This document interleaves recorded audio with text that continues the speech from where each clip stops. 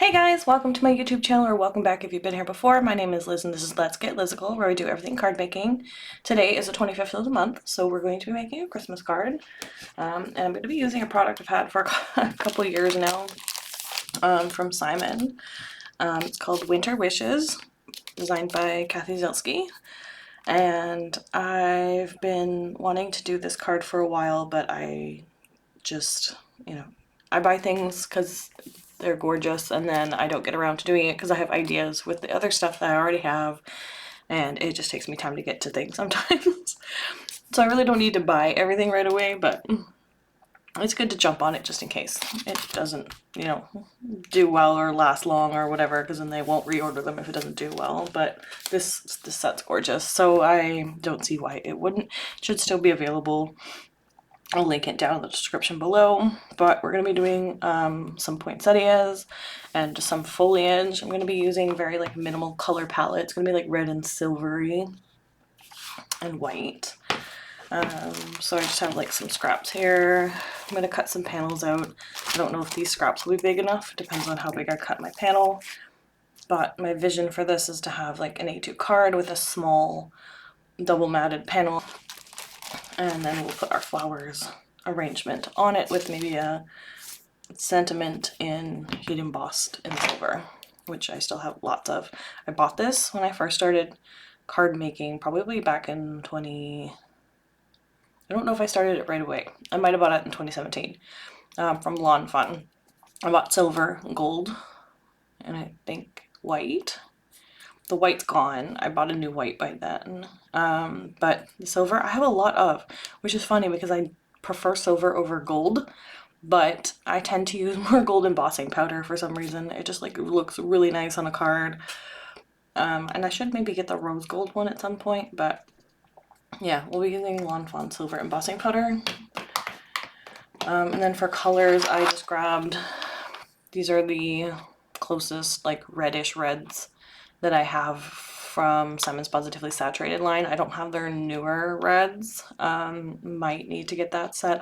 Wasn't gonna buy any more, but they do have good in-between colors, and I think it comes with maybe some of the newer yellows as well.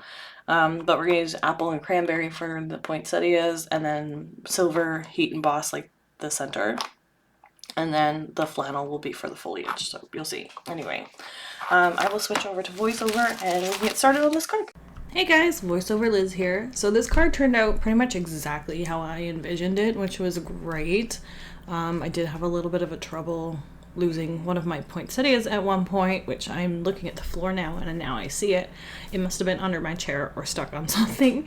But I spent a long time finding it, or trying to find it, and then just cutting the fourth one. So I'm glad I ended up stamping an extra one. So I'm gonna stamp 4 of them. One of them wasn't the best, so that was the one I kind of set aside, but it wasn't terrible to use, so I'm gonna use it anyway. I just used it for one of the back ones and not the focal point one, which is the one that I used in the bottom corner and propped it up a little bit higher, which you'll see here in a bit. But I just decided to stamp an extra one just in case, and it does come in handy. So if you're working on a project, I do recommend that you stamp 1 or 2 extra of whatever you're working on, just in case something goes wrong. I've done it before where I've stamped something, colored it, and then when I go to restamp, it doesn't quite line up in my MISTI because I don't have it in the exact same position. Sometimes it does get a little off. But it's good to have extras. But then if you're stamping, coloring, and then stamping it, it is a little frustrating, especially if you've spent a lot of time coloring that image. But these are just layering stamps, so it's super quick and simple to put together. They're very clearly outlined on the packaging. It just says A1, A2, A3. So your A1 is your first layer, which is your petals. Your A2 is the second lines that kind of add a bit of texture. And then the A3 is the little seedy bits or whatever you call them in the middle of a flower. So normally I would probably do this all in gold, but for this card I had envisioned just a silver and red and gray color palette, so that's what I'm doing. I think the flannel gray is a little bit more on the greenish yellow side for a gray. I would like a little bit more of a neutral one. But it worked well. It does look nice in the background. It's just kind of like a background layer that's not necessarily like a part of the plant itself. It just looks like it's a little bit of, you know, extra foliage in the background. You could definitely stamp them in green or whatever and make this a more colorful card, which I might do a few more of these, maybe in different colors. I think it would be fun to maybe do like some like white poinsettias, but like it would have to be in grays obviously, but maybe do like more gray towards the middle, and then like maybe a second generation stamping or something for the main petal, just so it's not as dark. This gray's not too dark, but it is darker than I would like it if I was doing like a white poinsettia. Or I could just do like a similar card with my poinsettia dies, cut it in white, and then kind of ink blend the centers gray a bit to add a little bit of dimension. But I really like the foliage that comes with this set, so maybe I would use that in the sentiments and then maybe a separate die for the poinsettias. But like do something similar. The card layout is super quick and simple. You only need 3 of the flowers, 3 stampings of whatever foliage you're putting in, and then a sentiment. So it's not, you know, like a super difficult card to put together. The time that took the most was probably the fussy cutting. I started fussy cutting one of these poinsettias and I was like, nope, I am not doing this for the rest of them. So I moved the other 2 that I was cutting to my scan and cut and did that quickly. It's also not perfect, but it's a lot quicker, and I feel like I can just quickly trim the areas it doesn't get quite as nice on it. I think it probably needs a good cleaning at some point soon. But yeah, so I just decided to use my scan and cut. This one I might get the dies for, because I feel like the die set will also cut out the sentiments, I believe, which is handy. I like to have stamp sets that have sentiments to have coordinating dies with them, so I can choose to add it after if I want, or I can add it direct. This time I added it direct and did some heat embossing. So the sentiment itself is heat embossed, as well as the centers of the flowers. Plus I used a silver foil cardstock from Michaels to do the matting layer. I was originally going to do like a sparkle layer, but I figured because I was embossing in silver that I would do the silver foil to go with it instead. It wouldn't matter if you wanted to do it in a silver sparkle, but I just thought it would like coordinate a little bit better and make for a cleaner card and not have that extra glitter.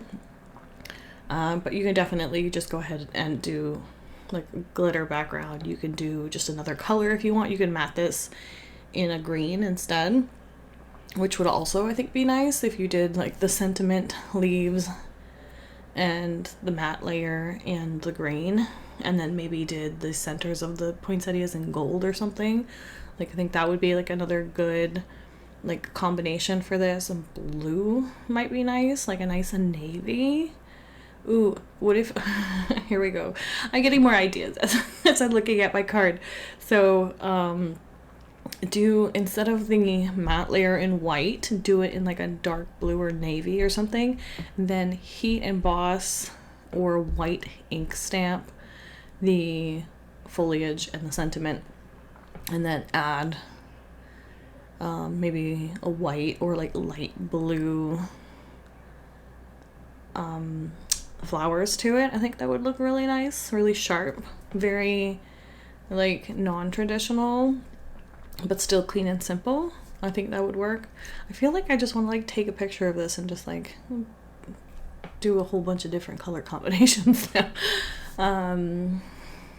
But yeah, I think, you know, me just kind of playing around with colors one day would be nice. I like to do individual cards, but I don't mind doing the same card over and over again as long as they're different colors each time, or there's a slightly different layout or something. Like you make little tweaks to the card just so you're not making the exact same card every time. I don't like to do that. I have done it in the past where I've done like cards for my office for Christmas or whatever, and now I just do for the select few that I socialize with and the teams that I work with most. So I do individual cards for every single person. Not necessarily like specified for that person. It's just kind of like whatever's left over. After my mom and my sister pick through them, I take what's left over. Sometimes I do have certain ideas for some people and be like, okay, I need to do this card for this person. But generally I just use whatever, or I'll set aside specific ones that I've made throughout the year and be like, okay, these ones you guys can't have, these are the ones I'm keeping, and then you guys can pick from this pile here. But yeah, so I do have to make quite a few Christmas cards still. I still have that stash of pre-made cards ready to go. I just don't know what to do with them right now. So maybe we'll do a video for that in maybe July, for like a Christmas in July. Maybe I'll do like a long video and just have a ton of different, like, those card layouts that I showed previously, as well as, you know, me decorating them, and we could just chit chat through it, or I could just play music even. You don't really need to necessarily, you know, listen to what I'm doing if it's just like coloring images and slapping them on card bases. But it's kind of like nice to chit chat through things sometimes. Just depends on what I have to talk about at the time. If anything, I don't know. I'm not really into videos where there is no talking, because I like to learn by watching and listening. So maybe I'll just keep it in the same format, and I'll just, you know, chit chat through what I thought would work best for each card or something. But anyway, that's later. Right now we're working on this month's Christmas card, and I'll have a Halloween card out next week for Get Creeping. I have had an idea in my head for a while, and I was going to try to execute it for January. It didn't work out, so I skipped it. But I do want to get around to it, so there will be another video for that later this week, as well as my regular scheduled video. So there will be videos on Friday and Sunday this week as well, so stay tuned for that. But yeah, this is our card for today, guys. If you like this video, please give it a thumbs up, comment down below, and let me know your thoughts. If you're not already subscribed to my channel, please subscribe because I'd love to have you here, and make sure you follow me over on Instagram and or Facebook for additional content. And until next time, thanks guys, bye!